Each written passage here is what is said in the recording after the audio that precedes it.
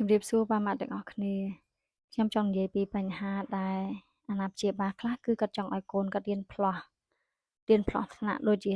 ថ្នាក់ទី4ចូលទី6អីចឹងទៅឬក៏ថ្នាក់ទី7ឡើងទី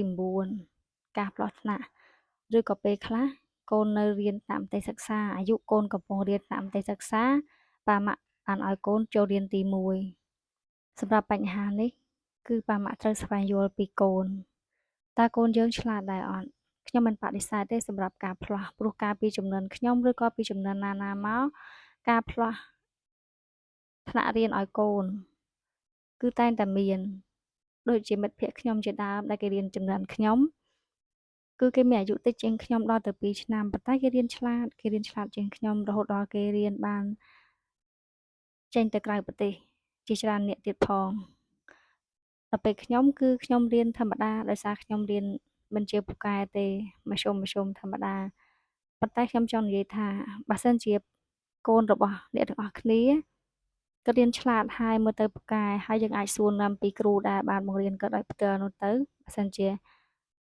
យើងសាកសួរថាតើកូនអាចទៅបានដែរអត់បើសិនជាគ្រូយល់ព្រមថាមិនអីទេទៅបានគាត់មានសមត្ថភាពយើងឲ្យកូនទៅចោះប៉ុន្តែបើសិនជាកូនយើងអត់មានសមត្ថភាពទេគ្រូណែនាំប្រាប់ឲ្យគួរតែស្ដាប់គ្រូព្រោះអីគ្រូបង្រៀនគាត់មានបទពិសោធន៍ក្នុងការបង្រៀនគាត់ដឹងពីសមត្ថភាពសិស្សថាក្មេងម្នាក់ៗអាចទៅបានឬក៏អត់អញ្ចឹងពេលខ្លះប៉ាម៉ាក់កុំបង្ខំកូនដោយសារខ្ញុំធ្លាប់ឮអាណាព្យាបាលខ្លះគឺគាត់និយាយពីការដែលកូនគាត់បានរៀនផ្លោះថ្នាក់ហើយការនិយាយរបស់គាត់នោះមិនមែនគាត់ឲ្យផ្លោះថ្នាក់ស្ដាប់ទៅហាក់ដូចជាមិនមែនដើម្បីកូនពេលខ្លះហាក់ដូចជាដើម្បីខ្លួនឯងចង់ឲ្យគេអួតសរសើរមីងម្នាក់នោះគាត់ថាកូនគាត់នេះទើបនឹងអាយុប៉ុណ្ណេះឆ្នាំទេបានរៀនថ្នាក់ទី